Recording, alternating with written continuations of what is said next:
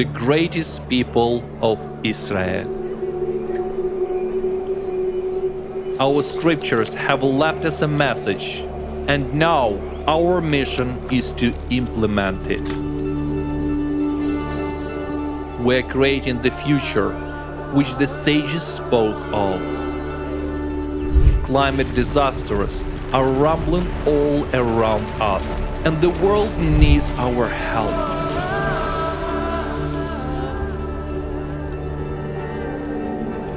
The time has come to open the doors to Mashiach and show him our love and respect. We invite you to join us at a landmark online conference, Global Crisis, the mission of the chosen people. The time has come. Together, we will illuminate with our presence and knowledge the path to the truth and prosperity. Let's come together to explore the depths of our scriptures, discuss key issues related to our unique role, and reveal the mysteries of the time in which we live. Our strength is in the unity of our nation.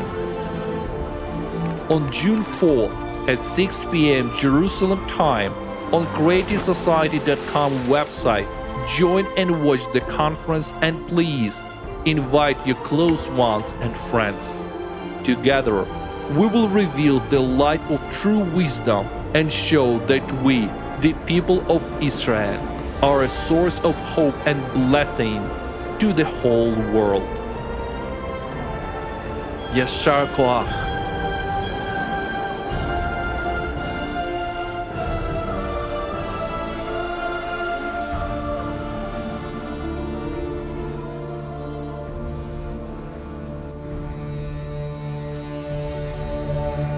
Global Crisis, the mission of the chosen people. The time has come.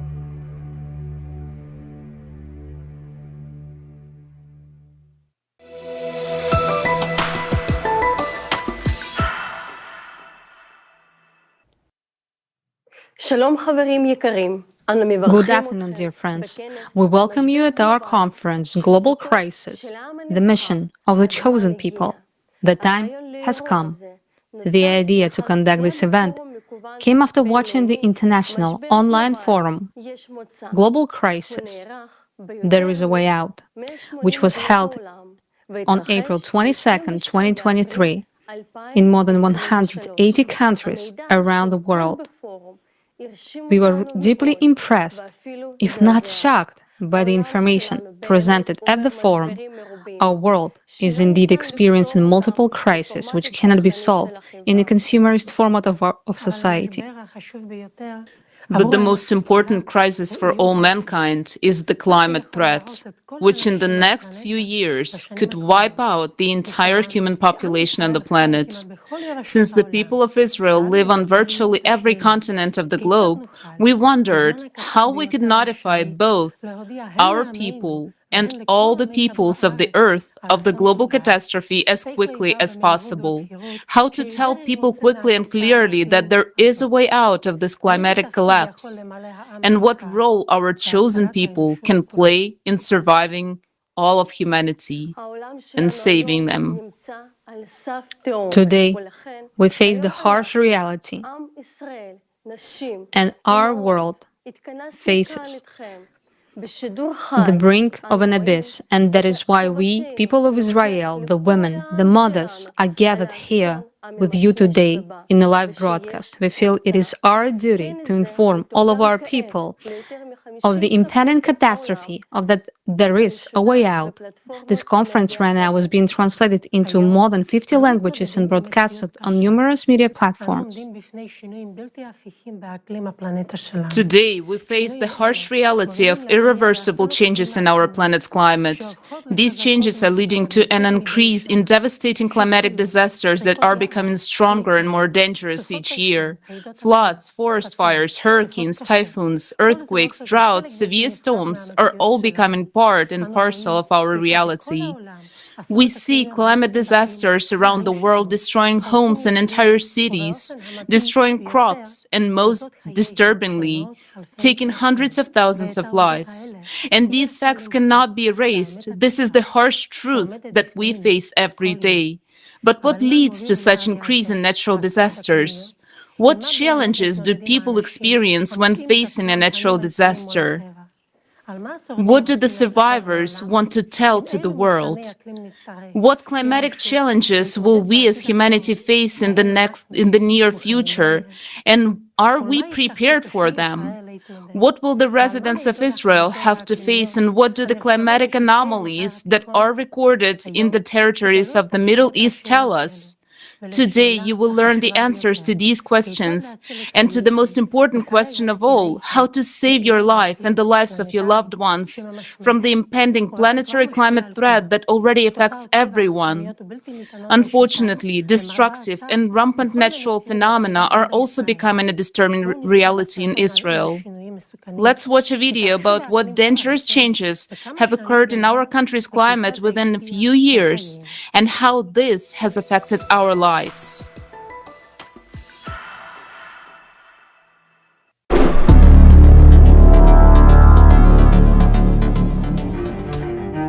According to the Israel Meteorological Service, the number of extreme climate events in our country has increased dramatically since the 1990s. And in the last few years, the cataclysms have become even more anomalous and dangerous. Abnormal rainfall and flooding. Israel now sees an increase in the amount of intense rainfall when a lot of rain falls in a short period of time. According to Dr. Amir Gavati, the number of rainy days in Israel has decreased, but the rains themselves have intensified. With almost twice as much rain falling per minute, our country's drainage systems are not prepared for this, which results in floods. When such rains fall in desert areas, it can be a real disaster. Dry, hard soil is unable to absorb water, and the rainwater turns into raging rivers that literally sweep away everything in their path. That's exactly what happened on April 10, 2023, in Mashiach, one of the driest regions in Israel, when more than a year's worth of rain fell in just a few hours. This caused a massive flash flood. People found themselves in a water trap, unable to find a safe place. 60 people had to be evacuated by helicopters. Unfortunately, the water currents claimed the lives of several people who could not be rescued.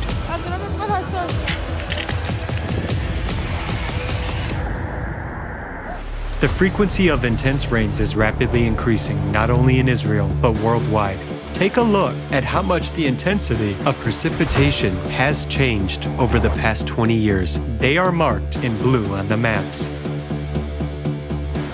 With such a continuous increase in precipitation intensity, we will face a terrible catastrophe in the next few years, when flash floods will simultaneously hit vast territories across the globe. And we will not be able to rely on assistance from neighboring countries because they will be in the same dire situation. Storms. There's a growing number of powerful storms on almost every continent, and they are developing very rapidly. According to a study by scientists at the Weizmann Institute of Science, the frequency of storms in the southern hemisphere has already reached the projected level for the year 2080. If we are already seeing the progression of climate disasters that is more than half a century ahead of what's predicted, then what should we expect next? In Europe, the average annual number of storms from the year 2000 to the present day has increased by almost 18 times, and their behavior has become abnormal. Unprecedentedly, 3 consecutive deadly storms hit northern Europe within a few days of each other. Like other disasters, storms also synchronize. In early 2022, within 1 week, stormy weather simultaneously covered half the planet. During the same time, Storm Elpis came to Israel from Greece, bringing record amounts of snow.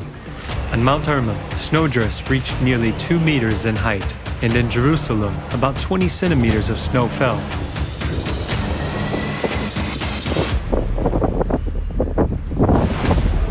On February 6, 2023, the residents of Israel felt the echoes of the devastating earthquake that occurred in Turkey and Syria. On the same day, Storm Barbara struck Israel with fierce winds, heavy rain, and a sharp cold snap. According to eyewitnesses, torn down awnings flew down the street. The wind knocked people down and toppled trees, one after another, which fell on cars and electric wires. Winter stormy weather came to Israel in mid-April this year. Heavy rains, hailstorms, and even snowfall caused great damage to crops. Within just 2 days, the resulting damage amounted to around $35 million. One of Israel's best-known farmers, Miss Batami Sorek, noted that the chaotic and unpredictable climate has had a detrimental impact on crop production in recent years. According to the Insurance Fund for Natural Risks in Agriculture, disasters caused over $44 million in damages to the country's agriculture last winter, which is 60% more than in the winter of 2019-2020. And every year, the economic losses of the agricultural sector continue to increase. The climate crisis is already leading to a reduction in arable land worldwide. Experts from the fund note that Israel is also facing this danger. Extreme heat waves and fires. Just a few years ago, Israel's climate was more stable. However, we are now seeing an increase in heat waves and abnormal occurrences of unseasonal cold, with sudden spikes in temperature. For instance, March this year began with a strong heat wave, which was abruptly replaced by cold and wet weather in less than a day. In Israel, temperatures are rising almost twice as fast as the global average. This means that the consequences will be many times greater. The summer of 2021 was already the hottest summer on record in the country. 2022 was not much better. According to a study by the Dynamical Meteorology Group at the Weizmann Institute of Science, Israel has been experiencing periods of summer heat even in winter over the past 15 years. Local residents note that the weather in the country has changed so much that they no longer wear coats and scarves during Hanukkah, but instead go to the beach. In 2022, record-breaking high temperatures were registered even in December. On December 18th, the heat reached 26 degrees Celsius at Ben Gurion Airport. The extreme heat, which is increasing year after year, has a significant impact on the economy, leading to strain on power grids, transportation issues, and causing severe damage to agriculture, which in turn results in rising food prices. Heat directly affects human health and lives. According to the report of the Ministry of Environmental Protection of Israel, each heat wave claims the lives of an average of 45 people. Unfortunately, this is only the beginning. Recall what the climate was like 10 years ago. What was the situation like 5 years ago? And what is happening now? Now, extend this progression and you will understand what trouble is awaiting us in the next few years. Scientists in Israel are already sounding the alarm, highlighting that not only is the heat increasing in the country, but also the humidity levels. And the combination of these conditions becomes life-threatening. For instance, at a temperature of 104 degrees Fahrenheit and a relative humidity of 60%, even a healthy person can survive for just 6 hours. The ever-frequent waves of extreme heat and rainfall deficits are drying out vegetation, creating fuel for wildfires. Additionally, the number of lightning strikes has significantly increased in our country, often serving as the cause of ignitions, and hurricane-force winds contribute to the flash-like spread of fire.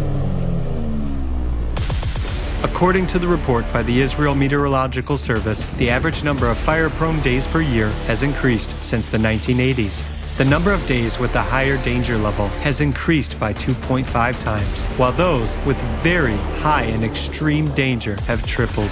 We have to admit that the climate is outpacing us. The cataclysms are progressing much more rapidly than many experts expected. Professor Colin Price, head of the Climate Crisis Initiative at Tel-a-viv University, states, "We expected these phenomena to occur in a few years, but they are happening now." Unfortunately, the situation is deteriorating much faster than expected. The data suggests that these cataclysms will occur more frequently and become more severe, causing even greater destruction to our homes, cities, businesses, and our country.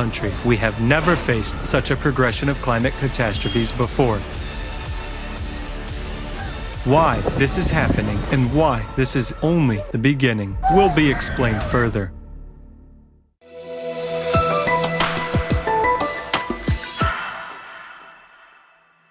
We have now seen how the climate disasters are already destroying our country from inside, and we have to admit that this is just the beginning.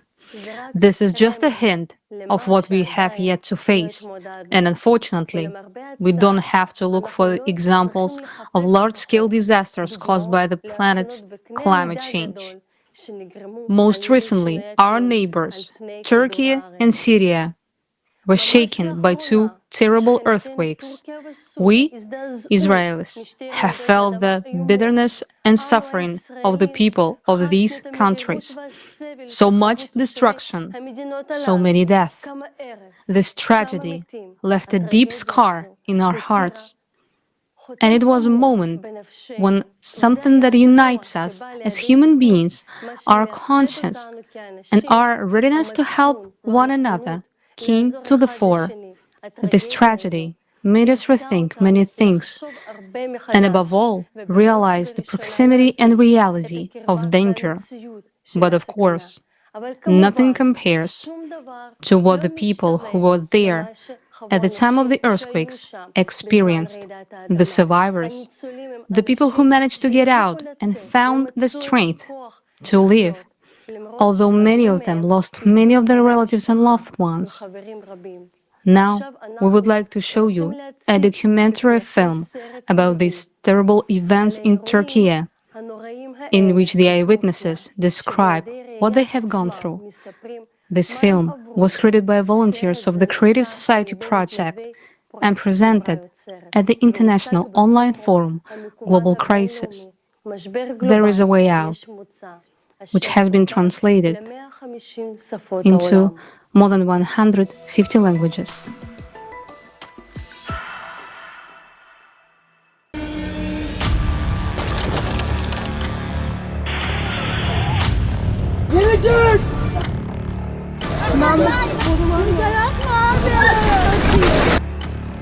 On the night of February 6th, there was a devastating earthquake of magnitude 7.8 in Turkey and Syria. In the afternoon, there was another one with a magnitude of 7.5. We are in Turkey. We talked to people who survived this tragedy.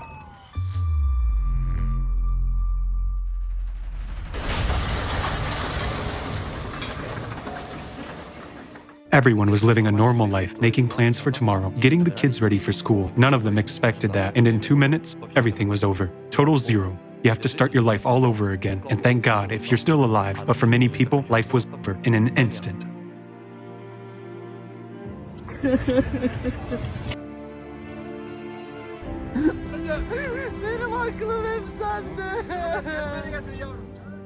I woke up my family. As we were going down the stairs, the concrete already began to fall. I opened the window and said, "There is smoke everywhere." I thought we would die. I couldn't see because there was smoke, crack, crack, crack. Windows were bursting. The houses, they fell right before our eyes.